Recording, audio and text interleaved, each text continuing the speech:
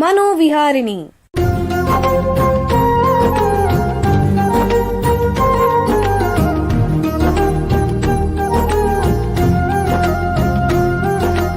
ಬೆಂಗಳೂರಿನ ನಿಮ್ಹಾನ್ಸ್ ವತಿಯಿಂದ ಮಾನಸಿಕ ಆರೋಗ್ಯ ಮತ್ತು ನರವಿಜ್ಞಾನ ಕುರಿತ ಪ್ರಾಯೋಜಿತ ಶಿಕ್ಷಣ ಮಾಲಿಕೆ. ಸಹಯೋಗ ಕರ್ನಾಟಕ ವಿಜ್ಞಾನ ಮತ್ತು ತಂತ್ರಜ್ಞಾನ ಅಕಾಡೆಮಿ, ವಿಜ್ಞಾನ ಮತ್ತು ತಂತ್ರಜ್ಞಾನ ಇಲಾಖೆ, ಕರ್ನಾಟಕ ಸರ್ಕಾರ. ಕೇಳಿ ಮಾನಸಿಕ ಆರೋಗ್ಯ ಮತ್ತು ನರವಿಜ್ಞಾನ ಕುರಿತ ಮಾಲಿಕೆ ಮನೋವಿಹಾರಿಣಿ. ನಮಸ್ಕಾರ ಶ್ರೋತೃಗಳೇ, ನಿಮಗೆಲ್ಲರಿಗೂ ಮನೋವಿಹಾರಿಣಿ ಶಿಕ್ಷಣ ಮಾಲಿಕೆ ಈ ಸಂಚಿಕೆಗೆ ಆತ್ಮೀಯ ಸ್ವಾಗತ. ಹಿಂದಿನ ಸಂಚಿಕೆಯಲ್ಲಿ ನರವಿಕಾಸದ ಕಾಯಿಲೆಗಳ ಬಗ್ಗೆ, ಅದರಲ್ಲೂ ಆಟಿಸಂ ಬಗ್ಗೆ ತಿಳ್ಕೊಂಡ್ವಿ. ಇವತ್ತು ಅದನ್ನು ಮುಂದುವರಿಸ್ತಾ ಮಕ್ಕಳ ನರಮಂಡಲದ ಬೆಳವಣಿಗೆ ಮತ್ತು ಮಾನಸಿಕ ಆರೋಗ್ಯದ ಬಗ್ಗೆ ಹೆಚ್ಚು ತಿಳ್ಕೊಳ್ಳೋಣ. ಬಾಲ್ಯದಲ್ಲಿ ಮಕ್ಕಳ ಸಮಗ್ರ ವಿಕಾಸಕ್ಕೆ ಬಹಳ ಮುಖ್ಯವಾಗಿರೋ ಸಾಧನಗಳು ಸೂಕ್ತವಾದ ಪೋಷಣೆ, ಕಲಿಕೆ ಮತ್ತು ಶಿಕ್ಷಣ ಇತ್ಯಾದಿ. ಇದು ಮಕ್ಕಳ ಭವಿಷ್ಯಕ್ಕೆ ಬುನಾದಿ. ಏನನ್ನಾದರೂ ಕಲಿಬೇಕು ಅಂತಂದರೆ ಅದಕ್ಕೆ ಸೂಕ್ತವಾದ ವಾತಾವರಣ ಹೊಂದಿದ್ರೆ ಮಾತ್ರ ಸಾಲದು. ಮಕ್ಕಳಲ್ಲಿ ಅದಕ್ಕೆ ಬೇಕಾಗಿರುವಂಥ ಆಸಕ್ತಿ, ಪರಿಶ್ರಮ ಇರಬೇಕು. ಹಲವು ಪೋಷಕರು ದೂರ ಏನು ಅಂತಂದರೆ, ಅಯ್ಯೋ ನನ್ನ ಮಗ ಅಥವಾ ನನ್ನ ಮಗಳು ಓದಿನ ಕಡೆ ಸರಿಯಾಗಿ ಗಮನ ಕೊಡಲ್ಲ, ಯಾವಾಗಲೂ ಆಟದ್ದೇ ಚಿಂತೆ, ಶಾಲೆಯಲ್ಲೂ ಅದೇ ಥರ ಇರ್ತಾನೆ ಅಥವಾ ಇರ್ತಾಳೆ ಅಂತ ಅವರು ಶಿಕ್ಷಕರು ಹೇಳ್ತಿದ್ದಾರೆ. ಇದೇ ನನಗೊಂದು ದೊಡ್ಡ ಸಮಸ್ಯೆ ಆಗಿದೆ ಅನ್ನೋದು ನೀವು ಕೇಳಿರ್ಬೋದು. ಮೇಲ್ನೋಟಕ್ಕೆ ನಾವೆಲ್ಲ ಏನು ಗಮನಿಸಿರ್ಬೋದು ಅಂತಂದರೆ, ಮಕ್ಕಳಲ್ಲಿ ಸಾಧಾರಣವಾಗಿ ಓದಿನ ಬಗ್ಗೆ ಏಕಾಗ್ರತೆ ಇರಲ್ಲ. ಅತ್ತಿಂದಿತ್ತ ಚುರುಕಾಗಿ ಓಡಾಡ್ತಿರೋದು, ಆಟದಲ್ಲಿ ಹೆಚ್ಚು ಆಸಕ್ತಿ, ಒಂದು ಕಡೆ ಗಮನ ಇಟ್ಟು ಕೂರೋದು ಕಷ್ಟ ಇತ್ಯಾದಿ. ಇಂತಹ ಮಕ್ಕಳಲ್ಲಿ ಹಲವರು ಶಾಲೆಯ ವ್ಯವಸ್ಥಿತ ಬದುಕು, ಶಿಸ್ತು, ಶಿಕ್ಷಕರ ಮೇಲ್ವಿಚಾರಣೆ ಇತ್ಯಾದಿಗಳಿಂದ ಶಿಕ್ಷಣದ ಕಡೆಗೆ, ತರಗತಿಗಳ ಕಡೆಗೆ, ಶಾಲೆಯ ಕಡೆಗೆ ತಮ್ಮದೇ ಆದ ಗತಿಯಲ್ಲಿ ಹೊಂದಿಕೊಂಡು ತಮ್ಮನ್ನು ಸುಧಾರಿಸ್ಕೋತಾರೆ. ಆದರೆ ಕೆಲ ಮಕ್ಕಳಲ್ಲಿ ಇಂತಹ ಸುಧಾರಣೆ ಆಗದೇ ಇರಬಹುದು. ಇಂತಹ ಪರಿಸ್ಥಿತಿಗೆ ಹಲವು ಕಾರಣಗಳಿವೆ. ಅವುಗಳಲ್ಲಿ ಒಂದು ಮೆದುಳಿನ ಬೆಳವಣಿಗೆ ಮತ್ತು ಮಾನಸಿಕ ಆರೋಗ್ಯದಲ್ಲಿ ಕಂಡುಬರುವಂಥ ಲೋಪಗಳು. ಇದರಿಂದ ಮಕ್ಕಳಲ್ಲಿ ಕಲಿಯೋ ಆಸಕ್ತಿ ಕಡಿಮೆ ಆಗಬಹುದು, ಅಥವಾ ಅವರ ಗಮನದ ಕೊರತೆ ಇರಬಹುದು, ಅಥವಾ ಅತಿಯಾದ ಚಟುವಟಿಕೆ ಅಥವಾ ಒಂದು ರೀತಿ ಚಡಪಡಿಕೆ ಇರಬಹುದು.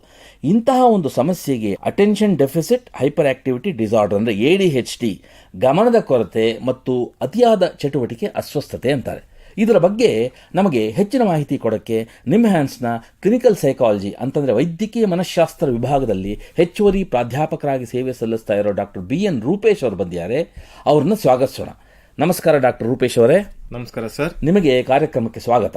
ಡಾಕ್ಟರ್ ರೂಪೇಶ್ ಅವರೇ, ನಿಮಗೆ ಮೊದಲನೇ ಪ್ರಶ್ನೆ ಏನು ಅಂತಂದರೆ, ಈ attention deficit hyperactivity disorder ಅಂತಂದ್ರೆ ಏನು, ಅದರ ಲಕ್ಷಣಗಳೇನು ಸ್ವಲ್ಪ ತಿಳಿಸ್ಕೊಡ್ತೀರಾ? ADHD ಅಂದರೆ ಗಮನದ ಕೊರತೆ ಮತ್ತು ಅತೀವ ಚಟುವಟಿಕೆಯ ಅಸ್ವಸ್ಥತೆಯ ಒಂದು ನ್ಯೂರೋ ಡೆವಲಪ್ಮೆಂಟಲ್ ಅಂದರೆ ನರಮಂಡಲದ ಅಥವಾ ಮೆದುಳಿಗೆ ಸಂಬಂಧಿಸಿದ ಅಭಿವೃದ್ಧಿಗೆ ಪಟ್ಟ ಡಿಸಾರ್ಡರ್ ಆಗಿದ್ದು, ಇದರ ಮುಖ್ಯ ಲಕ್ಷಣಗಳೆಂದರೆ ನಿರಂತರವಾಗಿರುವ ಗಮನದ ಕೊರತೆ, ಅತಿ ಚಟುವಟಿಕೆ ಮತ್ತು ಹಠಾತ್ ನಡುವಿಕೆಗಳ ತೊಂದರೆಗಳು. ಅಂದ್ರೆ ನೀವೇನು ಹೇಳೋದು, ಒಂದು ಬೆಳವಣಿಗೆಗೆ ಸಂಬಂಧಪಟ್ಟಂತ ಕಾಯಿಲೆ. ಇದರಿಂದ ಮಗುಗೆ ಗಮನದ ಕೊರತೆ ಇರುತ್ತೆ, ಅತಿ ಚಟುವಟಿಕೆ ಇರುತ್ತೆ ಮತ್ತು ಹಠಾತ್ ಪ್ರವೃತ್ತಿಗಳು ಇರುತ್ತೆ. ಹಠಾತ್ ಪ್ರವೃತ್ತಿ, ಸರಿ. ಇದರಲ್ಲಿ 3 ತರದ ಲಕ್ಷಣಗಳು ಇರ್ತವೆ. ಒಂದು ಗಮನದ ಕೊರತೆಯ ಲಕ್ಷಣಗಳು. ಗಮನದ ಕೊರತೆ ಅದರಲ್ಲಿ ಏನಂದ್ರೆ ಸುಲಭವಾಗಿ ವಿಚಲಿತರಾಗುವುದು, ನಿರ್ದೇಶನಗಳನ್ನು ಅನುಸರಿಸಲು ಅಥವಾ ಕಾರಣಗಳನ್ನು ಪೂರ್ಣಗೊಳಿಸಲು ಆಗದೇ ಇರುವುದು, ಕೇಳುವ ಅಥವಾ ಆಲಿಸುವ ಕೌಶಲ್ಯತೆ ಕಡಿಮೆ ಇರುತ್ತದೆ, ಗಮನ ಹರಿಸಲು ತೊಂದರೆ ಇರುತ್ತದೆ, ಆಗಾಗ್ಗೆ ಅಸಡ್ಡೆಯಿಂದ ತಪ್ಪು ಮಾಡುವುದು, ಚಿಕ್ಕ ಪುಟ್ಟ ತಪ್ಪುಗಳು, ವಿಷಯಗಳನ್ನು ಸುಲಭವಾಗಿ ಮರೆತು ಬಿಡುವುದು ಮತ್ತು ದಿನನಿತ್ಯದ ಕಾರ್ಯಗಳನ್ನು ಆಯೋಜಿಸುವಲ್ಲಿ ಸಮಸ್ಯೆ ಇರುತ್ತದೆ, ಸುಮ್ಮನೆ ಕುಳಿತುಕೊಳ್ಳಲು ಆಗದೇ ಇರುವುದು ಮತ್ತು ಆಗಾಗ್ಗೆ ವಸ್ತುಗಳನ್ನು, ಉದಾಹರಣೆ ಪೆನ್ಸಿಲ್, ಎರೇಸರ್ ಕಳೆದುಕೊಳ್ಳುವುದು, ಮತ್ತೆ ವಿಭಿನ್ನ ಕೆಲಸ ಮಾಡುವಾಗ ಅಥವಾ ಓದುವಾಗ ಬಹಳಷ್ಟು ಹಗಲುಗನಸು ಕಾಣುವುದು. ಅಂದ್ರೆ ಇವೆಲ್ಲ ಇರುತ್ತೆ. ಗಮನದ ಕೊರತೆ ಅಂದ್ರೆ ಇವೆಲ್ಲ ಆಗ್ಬಹುದು, ಅಥವಾ ಅಥವಾ ಎಲ್ಲಾನು ಇರ್ಬೋದು. ಗಮನದ ಕೊರತೆ ಅಂದ್ರೆ ಇವೆಲ್ಲ ಲಕ್ಷಣಗಳಿರುತ್ತೆ. ಅಂದ್ರೆ ಶಾಲೆನಲ್ಲೂ ಆಗ್ಬಹುದು ಅಥವಾ ಮನೆಯಲ್ಲೂ ಆಗ್ಬಹುದು. ಇನ್ನೊಂದು ರೀತಿಯ ಅಂದ್ರೆ ADHD ಯಲ್ಲಿ ಅತಿ ಚಟುವಟಿಕೆ ಮತ್ತು ಹಠಾತ್ ನಡವಳಿಕೆಗಳಿಗೆ ಪ್ರವೃತ್ತಿಗಳಿರುತ್ತದೆ. ಅದರಲ್ಲಿ ಏನಂದ್ರೆ ಸಾಮಾನ್ಯವಾಗಿ ಕುಳಿತುಕೊಳ್ಳಲು ಆಗುವುದಿಲ್ಲ, ಕುಳಿತುಕೊಂಡಾಗ ಚಟಪಟಿಕೆಯಿಂದ ಇರುತ್ತಾರೆ. ಅಂದ್ರೆ ಒಂದೇ ಕಡೆ ಮಕ್ಕಳು ಕೂತ್ಕೊಳ್ಳೋಕೆ ಆಗಲ್ಲ, ಓಡಾಡ್ತಿರ್ತಾರೆ. ಸದ್ದಿಲ್ಲದೆ ಆಡಲು ಸಾಧ್ಯವಾಗುವುದಿಲ್ಲ, ಗಲಾಟೆ ಮಾಡ್ತಾರೆ ಯಾವಾಗಲೂ. ಸರಿ, ಯಾವಾಗಲೂ ಚಲಿಸುತ್ತಿರುವುದು, ಉದಾಹರಣೆಗೆ ಓಡಾಡುವುದು ಅಥವಾ ವಸ್ತುಗಳ ಮೇಲೆ ಹತ್ತುವುದು, ಕುರ್ಚಿ, ಮೇಜುಗಳ ಮೇಲೆ ಹತ್ತುವುದು. ಅಂದ್ರೆ ಶಾಲೆನಲ್ಲಿದ್ರೂ ಈ ತರ ಮಾಡ್ತಿರ್ತಾರೆ, ಓಡಾಡ್ತಿರ್ತಾರೆ. ಅಂದ್ರೆ ಒಂದ್ ಕಡೆ ಕೂತ್ಕೊಳ್ಳಲ್ಲ. ಇದು ಕಷ್ಟ, ಸಮಸ್ಯೆನೇ. ಅತಿಯಾಗಿ ಮಾತಾಡುವುದು, ಅವರ ಸರದಿಗಾಗಿ ಕಾಯುವುದಿಲ್ಲ, ಉತ್ತರಗಳನ್ನು ಹಠಾತ್ತಾಗಿ ಹೇಳುವುದು, ಯೋಚನೆ ಮಾಡದೆ. ಬೇರೆ ಯಾರಿಗೋ ಕ್ವಶನ್ ಕೇಳಿದ್ರೆ ಇವರು ತಕ್ಷಣ ಹೇಳ್ಬಿಡೋದು ಏನೋ ಒಂದು. ಯಾವಾಗಲೂ ಅವಸರದಲ್ಲಿರುವ ಹಾಗೆ ತೋರುತ್ತಾರೆ, ಸರಿ ಸರಿ. ಮತ್ತೆ ಇತರರನ್ನು ಅಡ್ಡಿಪಡಿಸುತ್ತಾರೆ. ಸರಿ ಸರಿ. ಶಾಲೆಯಲ್ಲಾದ್ರೆ ಬೇರೆ ಮಕ್ಕಳಿಗೆ ತೊಂದರೆಯನ್ನು ಬೇರೆಯವರು ತೊಂದರೆ ಕೊಡೋದು. ಇಂಥ ಒಂದು ಮಗು ಇದ್ರೆ ಅದರಿಂದ ಅವ್ರ ನಡವಳಿಕೆಯಿಂದ ಬೇರೆಯವರು ತೊಂದರೆ ಆಗುತ್ತೆ. ಕೆಲವು ಮಕ್ಕಳಲ್ಲಿ ಇದು ಜಾಯಿಂಟ್ ಇರ್ತದೆ, ಅಂದ್ರೆ ಕಂಬೈನ್ ಟೈಪ್. ಅಂದ್ರೆ ಕೆಲವರಲ್ಲಿ ಗಮನದ ಕೊರತೆ ಇರುತ್ತೆ, ಇನ್ನೊಂದು ಅತಿ ಚಟುವಟಿಕೆ ಇರುತ್ತೆ. ಬಟ್ ಕೆಲವರಲ್ಲಿ ಎರಡೂ ಇರುತ್ತೆ. ಅಂದ್ರೆ ಇವಾಗ ಈ ಲಕ್ಷಣಗಳೆಲ್ಲ ಇದೆ ಅಂತ ಹೇಳ್ತೀರಾ. ಈ ಅಸ್ವಸ್ಥತೆ ಎಷ್ಟು ಪ್ರಮಾಣದಲ್ಲಿದೆ ನಮ್ಮ ದೇಶದಲ್ಲಿ? ಈ ಲಕ್ಷಣಗಳು ಸಾಮಾನ್ಯವಾಗಿ ಮಕ್ಕಳಲ್ಲಿ ಗುರುತಿಸಲ್ಪಡುತ್ತದೆ. ಮಕ್ಕಳಲ್ಲೇ ಬರೋದು ಮಕ್ಕಳಲ್ಲಿ ಯೂಶಲಿ ಸೈಂಟಿಫಿಕ್ ಸ್ಟಡಿ ಪ್ರಕಾರ ಮಕ್ಕಳಲ್ಲಿ ಸುಮಾರು 5 to 7% ಇರುತ್ತೆ. ಅಂದ್ರೆ 100 ಮಕ್ಕಳಲ್ಲಿ 5 ರಿಂದ 7 ಜನಕ್ಕೆ ಇರಬಹುದು. ಮತ್ತೆ ದೊಡ್ಡವರಲ್ಲಿ ವಯಸ್ಕರಲ್ಲಿ 4 ರಿಂದ 5% ಇರುತ್ತದೆ. ಅಂದ್ರೆ ಇದು ಮಕ್ಕಳು ಬೆಳೀತಾ ದೊಡ್ಡವರಾದ ಮೇಲೆ ಅವರಲ್ಲೂ ಇರುತ್ತೆ ಅದು. ಸರಿ. ಮತ್ತೆ ಬೆಳೀತಾ ಹೈಪರ್ ಆಕ್ಟಿವಿಟಿ ಕಮ್ಮಿ ಆಗುತ್ತೆ, ಆದ್ರೆ ಗಮನದ ತೊಂದರೆ ಇನ್ನೂ ಹಾಗೆ ಇರುತ್ತದೆ. ಕೆಲವು ಲಕ್ಷಣ ಕಡಿಮೆ ಆಗುತ್ತೆ, ಆದ್ರೆ ಗಮನ ತೊಂದರೆ ಹಾಗೆ ಸಮಸ್ಯೆ ಆಗಿರುತ್ತೆ. ಮತ್ತೆ ಇನ್ನೊಂದಂದ್ರೆ ಇದು ಗಂಡಸರಿಗೆ ಹೆಂಗಸರಿಗೆ ಕಂಪೇರ್ ಮಾಡಿದ್ರೆ ಗಂಡಸರಲ್ಲಿ 2ರಷ್ಟು ಜಾಸ್ತಿ ಇರುತ್ತದೆ. ಗಂಡ್ಮಕ್ಳಲ್ಲಿ ಜಾಸ್ತಿ ಇರುತ್ತೆ, ಹೆಣ್ಮಕ್ಳಲ್ಲಿ ಅಷ್ಟೇ ಇರಲ್ಲ. ಹೆಣ್ಮಕ್ಳು ಇದ್ರೂ ಅದನ್ನು ಗುರುತಿಸಲು ತುಂಬಾ ಕಮ್ಮಿ ಆಗುತ್ತೆ. ಸರಿ ಸರಿ ಸರಿ. ಹೆಣ್ಮಕ್ಳಲ್ಲಿ ಇದ್ರೂ ಯಾರು ಅಷ್ಟು ಗಮನ ಕೊಡಲ್ಲ ಅದ್ರ ಬಗ್ಗೆ. ಸರಿ ಸರಿ. ಈಗ ಒಂದು ಸಣ್ಣ ವಿರಾಮ ತಗೊಳ್ಳೋಣ, ನಂತರ ADHD ಬಗ್ಗೆ ನಮ್ಮ ಚರ್ಚೆಯನ್ನು ಮುಂದುವರಿಸೋಣ. ಬೆಂಗಳೂರಿನ ನಿಮ್ಹಾನ್ಸ್ ಮಾನಸಿಕ ಆರೋಗ್ಯ ಮತ್ತು ನರವಿಜ್ಞಾನ ಕ್ಷೇತ್ರದಲ್ಲಿ ಹೆಸರುವಾಸಿ. ಶ್ರೇಷ್ಠ ಗುಣಮಟ್ಟದ ಔಷಧೋಪಚಾರ, ಸಂಶೋಧನೆ ಮತ್ತು ತರಬೇತಿ ಇವೇ ನಿಮ್ಹಾನ್ಸ್ನ ಪ್ರಮುಖ ಧ್ಯೇಯಗಳು. ದೇಶದ ವಿವಿಧ ಭಾಗಗಳಿಂದ ಬರುವ ಲಕ್ಷಾಂತರ ಜನರಿಗೆ ಚಿಕಿತ್ಸೆ ನೀಡುವ ನಿಮ್ಹಾನ್ಸ್ಗೆ ರಾಷ್ಟ್ರೀಯ ಪ್ರಾಮುಖ್ಯತಾ ಸಂಸ್ಥೆ ಎಂಬ ಗೌರವ. ಚಿಕಿತ್ಸೆ ಮತ್ತು ವೈದ್ಯಕೀಯ ಸೇವೆಗಳ ಜೊತೆಯಲ್ಲಿ ನರರೋಗ ಮತ್ತು ಮನೋವೈದ್ಯಕೀಯ ಪುನರ್ವಸತಿ ಸೇವೆಗಳು, ಸಮುದಾಯ ಮಟ್ಟದ ಆರೋಗ್ಯ ಕಾರ್ಯಕ್ರಮಗಳನ್ನು ನಡೆಸುವುದು ಹಾಗೂ ಜನಜಾಗೃತಿ ಮೂಡಿಸುವ ಕೆಲಸಗಳಲ್ಲಿ ಸಕ್ರಿಯವಾಗಿದೆ ನಿಮ್ಹಾನ್ಸ್.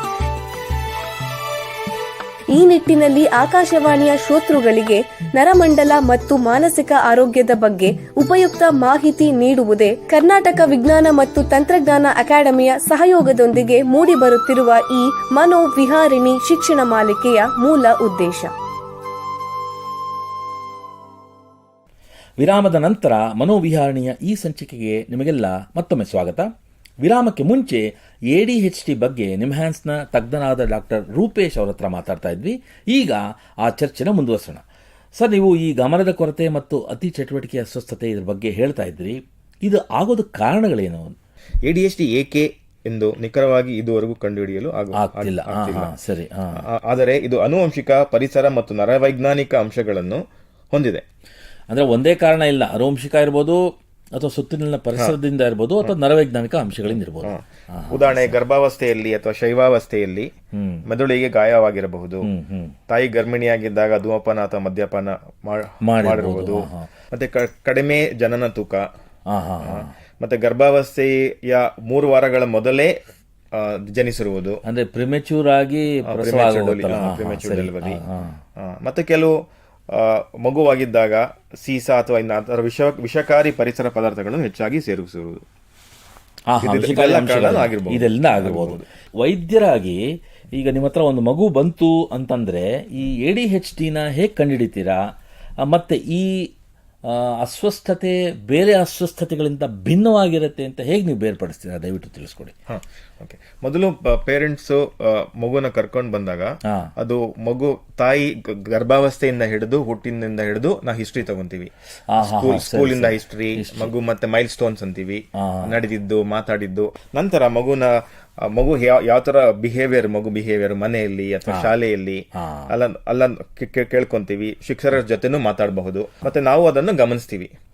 ಅಂದ್ರೆ ಮಗುನ ಪ್ರತ್ಯೇಕವಾಗಿ ಅವ್ರ ನಡವಳಿಕೆ ಹೇಗಿದೆ ಅಂತ ಗಮನಿಸ್ತೀವಿ. ಬಟ್ ಈ ಜೊತೆಗೆ ಇದೆಲ್ಲ ಮುಖ್ಯವಾದ ವಿಷಯ ಏನಂದ್ರೆ, ಈಗ ಗಮನ ಮತ್ತೆ ಹಠಾತ್ ಪ್ರವೃತ್ತಿ ಈ ತರ ತೊಂದರೆಗಳು ಒಂದಕ್ಕಿನ್ನು ಹೆಚ್ಚು ಸಂದರ್ಭಗಳಲ್ಲಿ ಅಥವಾ ಒಂದಕ್ಕಿನ್ನು ಹೆಚ್ಚು ಪರಿಸರದಲ್ಲಿ ಕಾಣಿಸ್ಬೇಕು.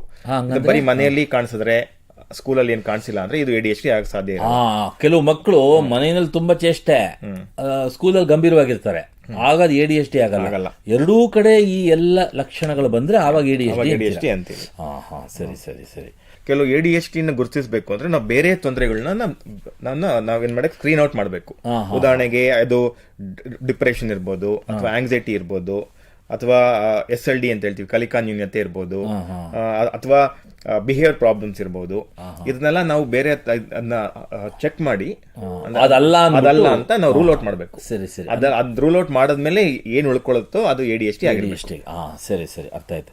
ಈಗ ADHD ನೀವು ಪತ್ತೆ ಹಚ್ಚಿದೀರಾ ಅಂತ ಅನ್ಕೊಳ್ಳಿ, ಈಗ ಆ ಮಗುಗೆ ಟ್ರೀಟ್ಮೆಂಟ್ ಹೇಗೆ? ಓಕೆ, ಟ್ರೀಟ್ಮೆಂಟ್ ಅಂದ್ರೆ ADHDಗೆ ಶಾಶ್ವತವಾದ ಪರಿಹಾರ ಇಲ್ಲ, ಅಂದ್ರೆ ಕ್ಯೂರ್ ಇಲ್ಲ. ಸರಿ. ಸೊ ಬೇರೆ ಬೇರೆ ಚಿಕಿತ್ಸೆಗಳಿದೆ, ಇದರಿಂದ ಅವ್ರ ಸಿಂಪ್ಟಮ್ಸ್ ನ ಕಮ್ಮಿ ಮಾಡಬಹುದು. ಸರಿ. ಉದಾಹರಣೆ ಮೊದಲನೆಯದಾಗಿ ಔಷಧಗಳಲ್ಲಿ ಸ್ಟಿಮ್ಯುಲೆಂಟ್ಸ್ ಅಂತೀವಿ, ಇದು ಮೈನ್ ಟ್ರೀಟ್ಮೆಂಟ್. ಸ್ಟಿಮ್ಯುಲೆಂಟ್ಸ್ ಔಷಧಿ ಕೊಟ್ಟಾಗ ಮಗುವಿನ ಗಮನ ಕೊಡೋದು ಇಂಪ್ರೂವ್ ಆಗುತ್ತದೆ, ಹೈಪರ್ ಆಕ್ಟಿವಿಟಿ ಕಮ್ಮಿ ಆಗುತ್ತದೆ. ಔಷಧಿಗಳನ್ನು ತೆಗೆದುಕೊಳ್ಳುವವರೆಗೂ ರೋಗ ಲಕ್ಷಣಗಳು ಕಡಿಮೆ ಆಗಿರುತ್ತದೆ.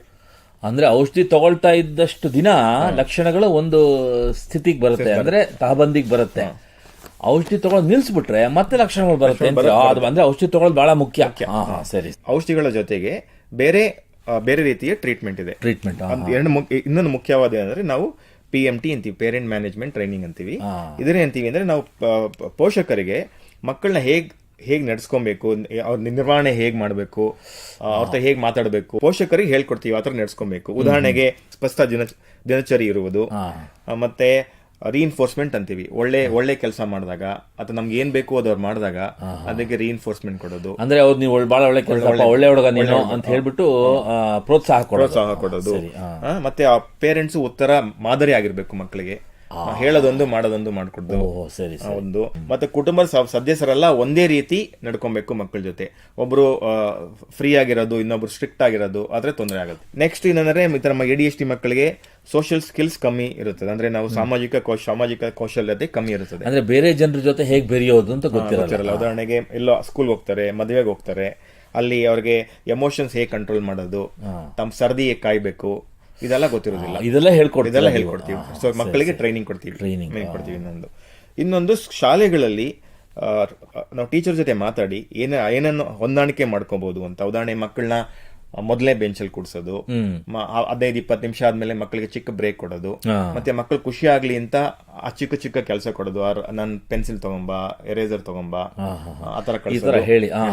ಮತ್ತೆ ಒಳ್ಳೆ ವಿದ್ಯಾರ್ಥಿ ಅಂದ್ರೆ ಗಲಾಟೆ ಮಾಡಿದ್ರೆ ವಿದ್ಯಾರ್ಥಿಗಳ ಜೊತೆ ಕೂಡ್ಸೋದು, ಮತ್ತೆ ಚಿಕ್ಕ ಪುಟ್ಟ ತಪ್ಪುಗಳನ್ನು ಜಾಸ್ತಿ ಮಾಡದಿರ ಇರುವುದು.